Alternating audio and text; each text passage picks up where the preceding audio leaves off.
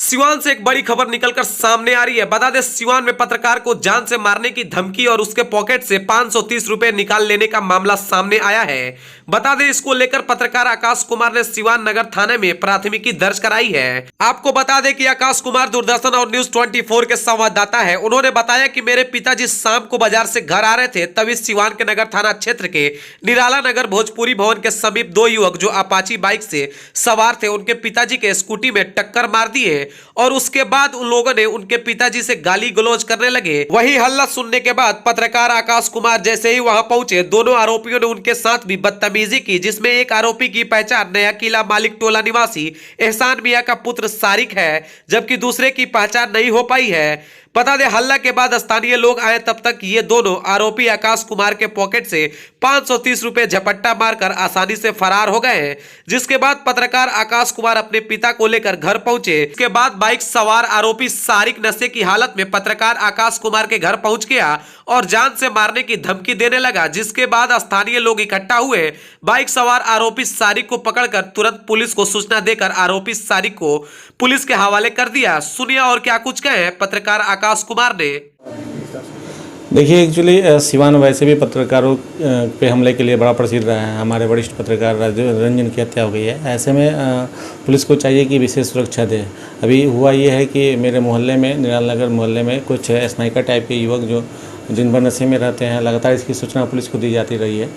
और ये लोग, मेरे पापा आ रहे थे बाज़ार से शाम के समय में और मेरे घर के पास ही नशे में थे और पापा की स्कूटी में टक्कर मार दी।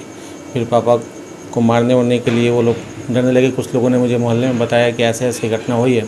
तो मैं जैसे ही वहाँ गया, मेरे को भी धमकी देने लगे और ईंटा उठाकर मारने लगे। इसी क्रम में मेरे हाथ में भी चोट आई है और ये हाथ अभी सूजा हुआ है काफ़ी ज़्यादा। और साथ ही साथ पापा के पॉकेट में जो पैसे थे वो भी छीनने की कोशिश कर रहे थे, पैसा मांग रहे थे और कह रहे थे कि पैसा दोगे तभी जाने देंगे। तो फिर मैं पहुंचा वहाँ पे, मेरे साथ भी गाली गलौज, अभद्र व्यवहार, कि बहुत पत्रकारिता सब निकाल दें वगैरह वगैरह, इन सब चीज़ों को बोलने लगे। साथ ही साथ मेरे पॉकेट में शायद 500 समथिंग रुपये थे, उसको निकाल लिया फ़िलहाल। और उसके बाद से भी उसने अपनी हिम्मत नहीं छोड़ी। मतलब उस इतना बेखौफ था कि 3 बार 4 बार मेरे घर के आसपास जितने भी CCTV लगे हैं वहाँ पे उसके वीडियो मिल जाएंगे अगर जांच किया जाएगा तो। लगातार आता रहा और इसी क्रम में हम लोग बाहर थे, कुछ पत्रकार मित्र भी आ गए थे, तो गुजर रहा था। फिर मैंने उसको रोका और फिर मोहल्ले के लोग मिलकर हम लोग पकड़ लिए उसे और पकड़ लिए। फिर पुलिस को बुलाया गया। इसकी सूचना हम SP साहब को भी दिए हैं, DIG साहब को भी दे दिए हैं, SDPO साहब को भी दिए हैं, नगर थाना को भी दिए हैं। तो जिस तरह से ये कांड हुआ, क्या लगता है आपको जानकारी खतरा? देखिए, वो तो लगातार खुल के सब लोग के सामने बोल रहा था कि जान से मार देंगे, जेल जाएंगे या नहीं जाएंगे, मौका मिलेगा तो जान से मार देंगे। क्या लगता है स्नाइकर्स ग्रुप का है, तो वैसे में क्या लगता है खतरा तो और ज़्यादा है?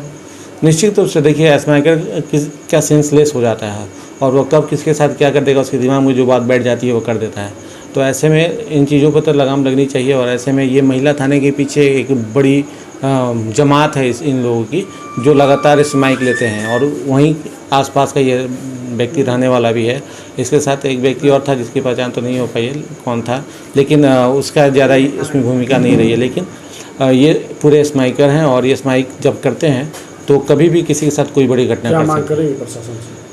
प्रशासन से मांग करेंगे कि तो सबसे पहले की चीज़ कि ये जो स्नाइकर हैं इन लोगों पे लगाम लगे, क्योंकि ये बहुत सारी घटनाओं को अंजाम दे रहे हैं।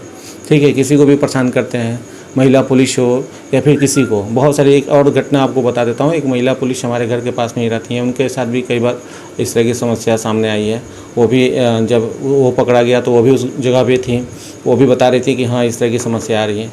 तो ये बहुत बड़ा सवाल है कि स्नाइक कहाँ से आते हैं, कैसे ये सारी घटनाएं हो रही हैं। और दूसरी चीज़ ये है कि मेरे जान माल को खतरा है, कभी भी घटना हो सकती है। वही मेरा आने जाने का रास्ता है, मेरे परिवार के सभी लोग आते जाते हैं, तो मुझे सुरक्षा दिया जाए।